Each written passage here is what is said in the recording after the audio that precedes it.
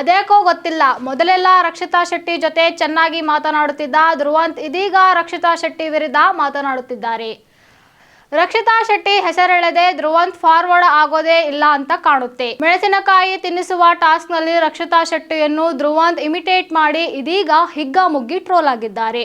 Big boss ನಲ್ಲಿ ರಕ್ಷಿತಾ ಶೆಟ್ಟಿ ಅವರ ಕನ್ನಡ ಉಚ್ಚಾರಣೆ ಮತ್ತು ಮಾತನಾಡುವ ಸ್ಟೈಲ್ ಬಗ್ಗೆ ಧ್ರುವಂತ್ ಈ ಮೊದಲೇ ಟೀಕಿಸಿದ್ದು ಗೊತ್ತೇ ಇದೆ. ನಮ್ಮ ಮಂಗಳೂರಿನಲ್ಲಿ ಯಾರು ಈ ತರ ಮಾತಾಡಲ್ಲ.